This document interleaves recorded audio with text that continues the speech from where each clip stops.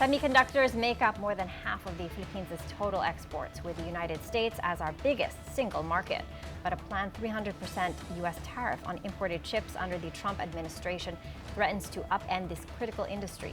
Manila is now lobbying for an exemption, as chipmakers themselves warn of devastating consequences from billion-dollar investments put on hold to supply chains potentially relocating.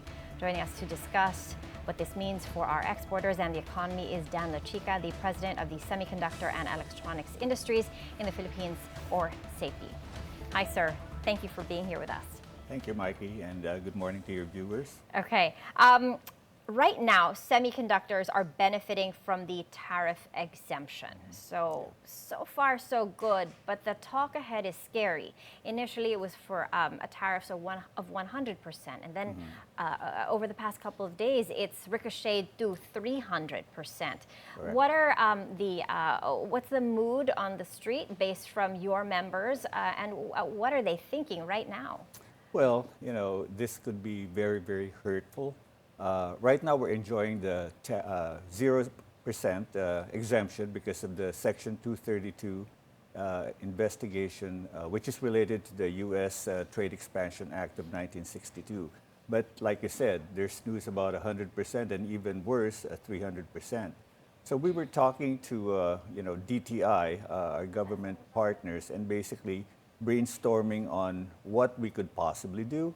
For instance, just emphasizing again the strategic importance of the Philippines in terms of the U.S. Pacific strategy. But that may not be as effective because Trump's argument would be, oh, we're protecting you and not charging you anything. The next possibility would be, again, drumming up the importance of Philippine products for the U.S. Defense and security applications and economic applications. For instance, we have companies that produce electronics for, telecommunications, medical, IoT, and stuff like that. So that spells quite important for the economic reasons and defense reasons for the United States.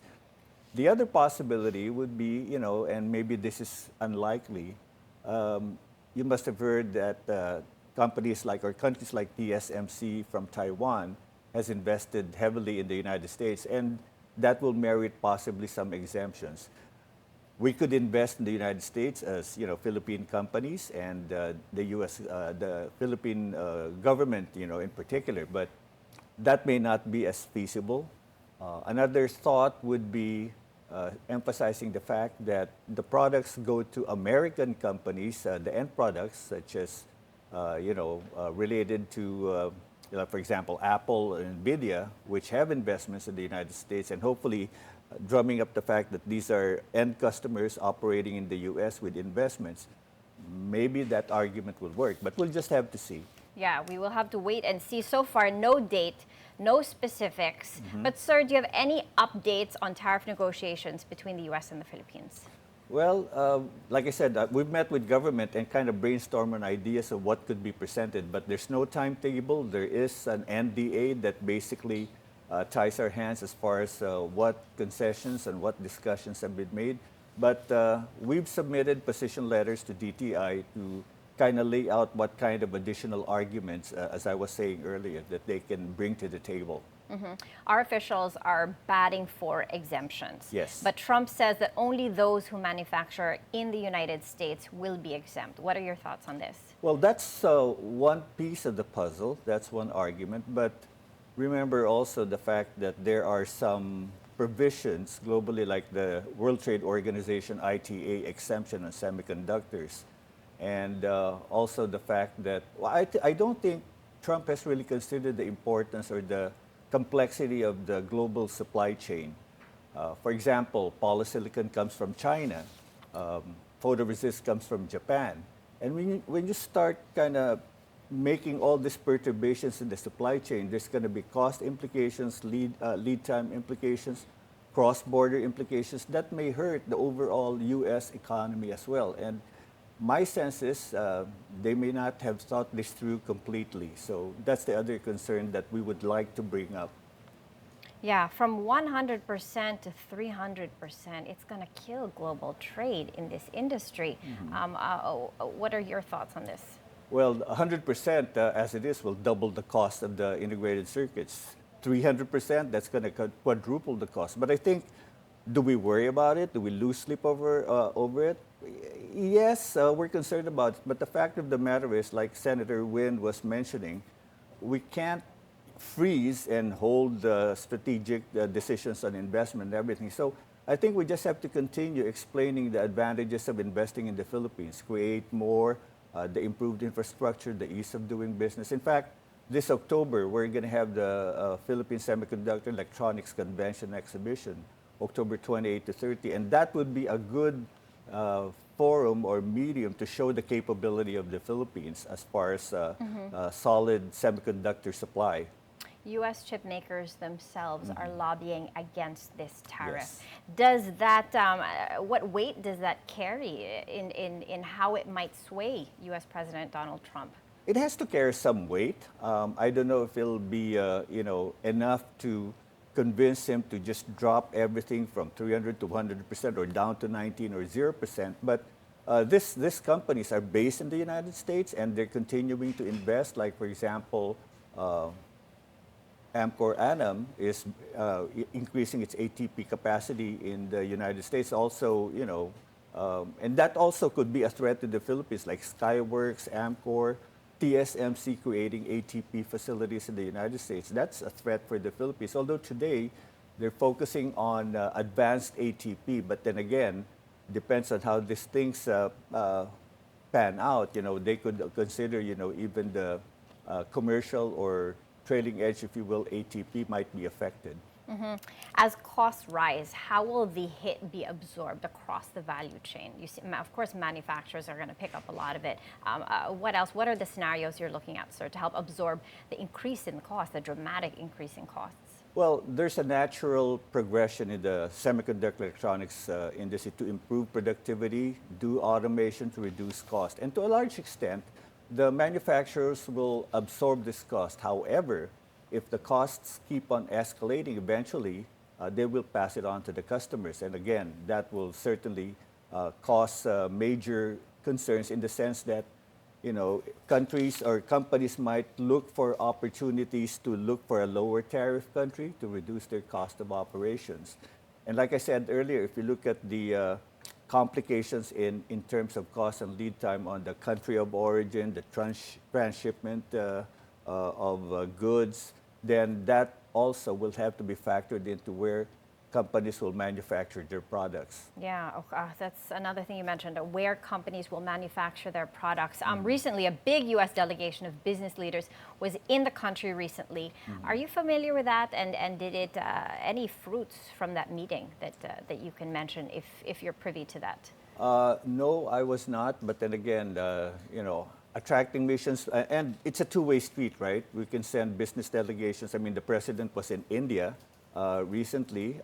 There's going to be, again, another delegation, reverse delegation mission from Taiwan coming to the Philippines. So we just have to keep on exploring these avenues. I mean, what's interesting, though, is there's really a lot of interest in how this is playing out for the Philippines. Just recently, I got interviews from BBC, from Al Jazeera, from the South China Monitor, and they're all looking at the Philippines on how we're going to be addressing this 100% tariff. So, or 300% or 300%. tariff. So I think we're still in a good place. But again, we just can't give up and say, okay, just slap this tariff on us. We just have to be more proactive in our discussions with the United States. At present, sir, all electronics use semiconductors. At present, the Philippines supplies 5% of the world's semiconductors. Yeah. In comparison, Malaysia supplies 13%. I mean, they've got more investments in this space. Should the 100 to 300% tariffs push through, how might that affect our standing here? Well, I was in Jakarta last week, and one of the things we were talking about would be how ASEAN, as a group of companies that produce semiconductors, can shore up our semiconductor supply chain capability. leveraging on the strength of one country versus another and present a united front. Admittedly, each country will still negotiate for its own interest, but it behooves us to look at ASEAN as one major force negotiating with the United States and presenting the fact that we are a secure, sustainable. I mean, you talk about IP, right? We all know some countries don't give a hoot about IP, but you talk to the Philippines, you talk to the ASEAN countries, then that also bodes well in terms of the security of information. I guess from here, all we can do is react. These are external pressures that we have no control of. From here, where to next? What do we ask from the government, assuming that the 100 to 300% tariffs are in effect? What policy support or exemptions we need from our own government? And then again, where to pivot to? Where do we go next? Well, like I said earlier, we've spoken with DTI, and obviously they're going to be discussing this with Osapea, Secretary Go, the head of the negotiating team. And we do have, we've outlined 3 or 4 ways that we can present again.